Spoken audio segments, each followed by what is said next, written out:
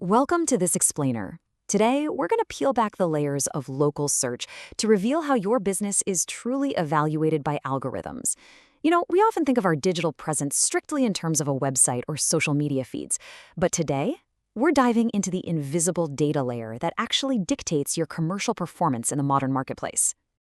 So, think about it for a second. What happens before a customer even visits your website?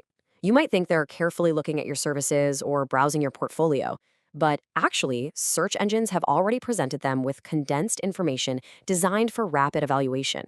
Long before they ever click a link to your domain, their minds are essentially being made up for them by the search engine results page. And the main culprit here? Google reviews. They function as the very first visible credibility markers that dictate click behavior before a user ever sees your actual domain. They aren't just a digital suggestion box anymore. They are the #1 primary component of search-driven reputation assessment. They are literally the gatekeepers to your business. To fully grasp how this all works, here is our agenda. We're going to cover the local search ecosystem, how Google interprets sentiment, reviews, and local SEO, building entity reputation, the impact of negativity, and finally, active reputation management. Okay, let's jump straight into Section 1, the local search ecosystem, moving beyond the star rating. Search engines process two distinct types of data. You've got your structured data on the left, so things like your 4.5-star average, review frequency, reviewer history, and recency. But that's really just the foundation. The unstructured data on the right, that's where the magic actually happens.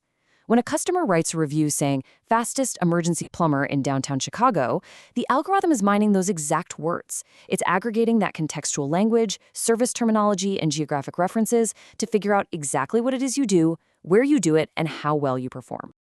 And mining all those specific words requires a highly sophisticated system. Which brings us to Section 2, how Google interprets sentiment and unlocking natural language processing. So, sentiment analysis isn't just about the algorithm spotting happy or angry words. It's not just looking for a simple yay or boo. It evaluates emotional polarity and recurring language patterns. Search engines aren't simply looking for happy customers. They are actively identifying phrases linked to professionalism, reliability, and responsiveness to determine your operational stability. They take totally subjective human language and instantly convert it into hard, measurable trust signals. When algorithms evaluate your entire review history, what they really want to see is stability. Sustained positive sentiment proves your business is a safe bet. And surprisingly, a tiny bit of constructive negative feedback actually signals authentic engagement because, hey, nobody's perfect. But extreme fluctuations, bouncing from 1 star to 5 stars like some crazy digital roller coaster, that creates massive inconsistency signals, and the algorithm will actively penalize your visibility for it. Now, those trust signals don't just sit in a vacuum. Let's look at Section 3, Reviews and Local SEO, Fueling the Visibility Algorithm. There are 4 key factors that dictate your SEO impact here. First up, quantity demonstrates a sustained market presence. Next, content naturally reinforces semantic keyword relevance. Then you have recency, which proves you're actually open for business and active today. And finally, engagement shows that you actively interact with your customer base. Basically, every time a customer mentions a specific product, service, or location in a recent review, they're dynamically updating your relevance for location-based search queries. They're essentially doing your SEO work for you. This constant stream of data leads us to a much bigger concept. Let's move to Section 4, Building Entity Reputation and Defining Your Digital Footprint. You see, Google doesn't just see a local listing or a standard web page. It sees an entity. Think of this as your business's permanent digital fingerprint. Your entity reputation is built from a permanently indexed digital footprint of semantic associations. It's the cumulative interpretation of every single review, every mention, and every piece of user-generated content connected to you across the entire internet. And remember, this is absolutely not a static process. Your entity is a living, breathing metric. Reviews continuously reshape perception because search engines constantly recrawl and reinterpret this ecosystem over time. Because they continually extract review snippets into map panels and knowledge interfaces, your entity's credibility is always evolving. But because this metric is always evolving, it's also incredibly vulnerable.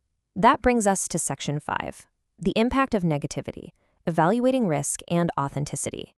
The impact of repeated negativity is honestly pretty stark. Perceived reliability absolutely plummets. Click-through behavior drops off a cliff. Meanwhile, your negative contextual associations skyrocket.